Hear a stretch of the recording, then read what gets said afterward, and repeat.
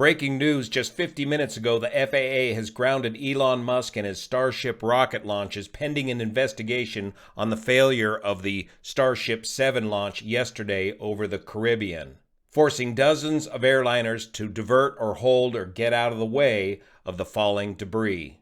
My name's Juan Brown. You're watching the BLANCOLIRIO channel. Let's check it out. In a tweet put out by Elon Musk yesterday, he said that the preliminary indication is that we had an oxygen fuel leak in the cavity above the ship's engine firewall that was large enough to build pressure in excessive of the vent capability. Apart from the obvious double checking for leaks, we'll add fire suppression to that volume and probably increase the vent area. Nothing so far suggests pushing the next launch beyond next month. But now the FAA is requiring that SpaceX, the company itself, to carry out its own mishap investigation. Now, why would they allow the company to investigate themselves? Sound familiar?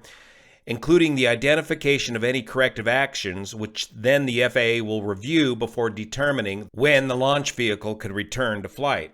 While there's no reports of public injury at this time, the FAA is working with SpaceX and appropriate authorities to confirm whether there are any reports of public property damage on Turks and Caicos.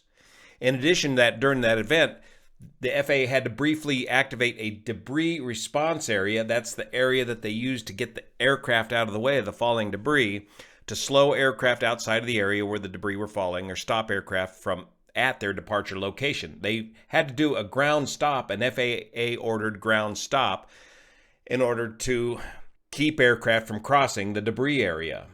Now, all of this space debris mayhem came as a complete surprise to air crews operating in the area and to the air traffic control facilities in the area. Especially impacted was the San Juan Flight Information Region air traffic control area located there by the Turks and Caicos Island.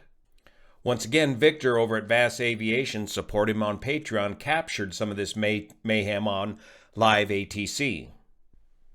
Oh, it's got a major streak going from at least 60 miles with all these different colors. Just curious, it looked like it was coming towards us, but obviously because of the distance, just letting you know. Can you give an estimate on how far away it is? Now at 200, it looks like it's beyond at least 200 miles from Earth, but it's pretty high in the atmosphere. Yeah, when we get closer, we can let you know. Starlink. 110, you'd say about your 12 o'clock, right?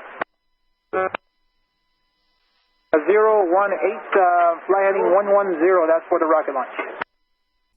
So all this came as a complete surprise to the air traffic controllers and the air crews operating in the area, and the FAA had to open up a debris response area in response to the disaster. And if you look at Scott Manley's recent video posted on this event at about the 10:33 mark, he shows this debris response area shown in red and some of the many flights that were diverted, held, or ground stopped to avoid the debris area. And if you've got a gold membership here to Flight Radar 24, you can go back in time and play back the area of concern here and just start clicking on these different aircraft around the Turks and Caicos Island, and it seems like many of them had some sort of alteration to their flight path to avoid the debris area. He didn't. All these crazy holding patterns, turns, diversions. And of course, one JetBlue had to divert all the way up here to the Bahamas. Yeah, there he goes.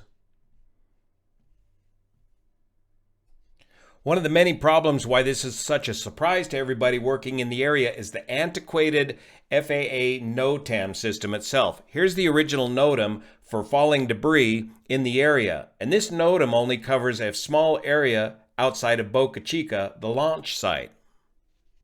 Now, if you take these kind of poorly written coordinates and plot them on a chart, you get something that looks like this.